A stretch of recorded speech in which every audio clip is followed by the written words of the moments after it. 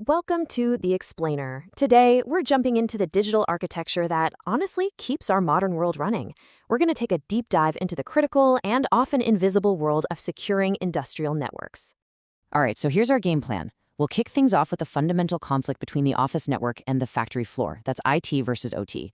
Then we'll look at the hardware that connects them. From there, we'll get into security strategies like zoning, build our way up to the industry standard Purdue model, and wrap up by looking at how things like the cloud are changing the entire game. So, first things first, before we can even begin to talk about security, we have to understand the core conflict at the heart of all this. I'm talking about the clash between information technology, or IT, and operational technology, or OT. Trust me, these are two completely different universes with their own sets of rules. And it all boils down to this one simple fact. IT and OT have completely opposite priorities. The IT world you and I know, our laptops, our emails, it all runs on something called CIA, confidentiality, integrity, and availability. Keeping data secret is number one.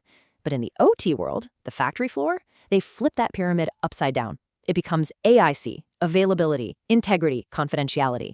The machines must run, period. That single shift changes absolutely everything about security. And this is why it matters so much. Look, if your email's slow, it's annoying, right?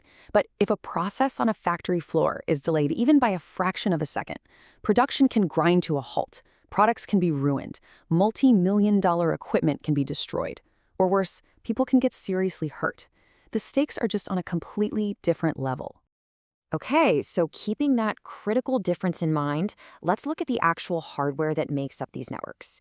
If you want to build a secure fortress, you have to understand the bricks and mortar you're working with. First up, we have the network switch. This little box operates at what we call Layer 2, which basically just means it deals with the unique physical hardware addresses of your devices. Its main job is to connect everything into one local area network, or LAN. The best way to think about it is like a traffic cop for a single neighborhood, directing data packets between houses on the same street. Now, the really cool thing about a switch is that it learns. As devices start talking, it builds this thing called a MAC address table. It's basically an address book of all the devices connected to it. This is a huge deal, because instead of just shouting every message to every device on the network, it can send the data directly to the one device that needs it. It makes everything way faster and more efficient. So if the switch is the local traffic cop, the router is the massive highway interchange connecting different cities. A router works at Layer 3, which means it understands logical network addresses, not just physical ones. And this is key. It lets the router make smart decisions about sending data between totally separate networks, like connecting the corporate IT network to the OT network on the factory floor. And a router figures all this out using routing table. Now, this is way more advanced than the switch's simple address book. A routing table is more like a GPS system. It stores information about all the different networks out there and calculates the best possible path to get data from one place to another. It's literally what connects your home to the entire internet. Okay, so we've got our building blocks, switches and routers. Now let's start using them to build something secure. This is where we get into the core strategy of zoning. It's all about building digital walls. The idea behind zoning is actually pretty simple. It's just common sense, really. You group similar devices and systems together, and then you put your most critical, most valuable, or most vulnerable assets into zones with the highest levels of security. You're creating self-contained neighborhoods with their own specific rules. And this diagram shows you exactly how that works in the real world. You see how the OT network, the factory floor stuff, is in its own bubble? That's on purpose. The production department is separate. And then you have the really sensitive groups like R&D locked down in their own high security zone to protect intellectual property. This way, a problem in one zone doesn't automatically bleed over and become a disaster everywhere else.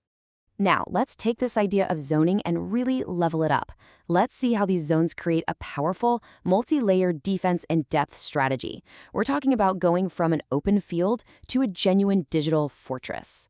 So this model right here, the concentric circles, is a classic way to visualize a strong IT security setup. It's like a castle or an onion. The crown jewels, your most sensitive data, are right there in the center, at the core. And every layer you move outward is another wall, another moat, another line of defense you have to get through. A good way to think about it is this. The data zone is the vault itself, where the treasure is. The application zone is where the trusted employees work, the only ones with keys to the vault. The presentation zone is like the public lobby with security guards and cameras. That's your firewall. And the external zone? That's the wild street outside, the untrusted internet. Okay, so you've got that fortress in your mind? Good. Now I want you to look at this. This is the polar opposite. It's called a flat network. It's one giant open room where everything, IT, OT, servers, you name it, can all see and talk to each other. And scary as it sounds, this is still way too common in the OT world. And the problem with a flat network is terrifyingly simple. Once an attacker gets a foothold, that's it. It's game over. There are no more walls, no locked doors, nothing to stop them from moving sideways and hitting every single critical system you have. Malware can spread like wildfire, and even an accidental misconfiguration by an employee can bring the whole thing down.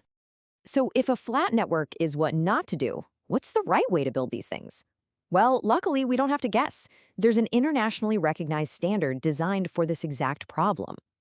This is the Purdue model, also known as ISA 95. For industrial networks, this is the gold standard. What you're looking at is a blueprint that creates a very clear, logical separation between the physical world of the factory at the bottom and the corporate business network at the top. It's all about creating a strict hierarchical structure to control exactly how information flows. So here's how it works. You've got level 0, 1, and 2, which are pure OT. That's your sensors, your motors, your local controllers. Then way up at level 4, that's the corporate IT world with email and so on.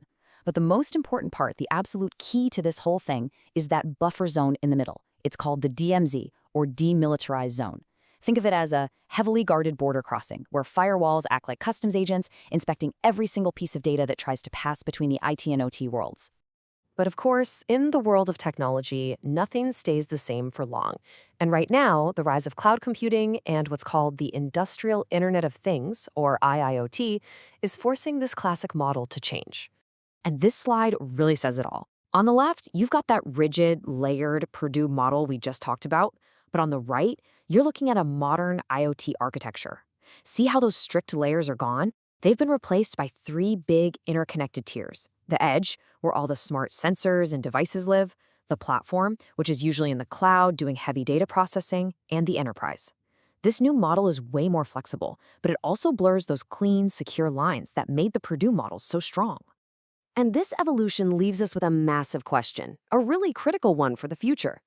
The old dream of having a totally isolated, air-gapped factory network that never touches the internet, is that even possible anymore? As everything gets connected to everything else, the challenge for all of us is to figure out how we're going to secure the hyper-connected industrial world of tomorrow.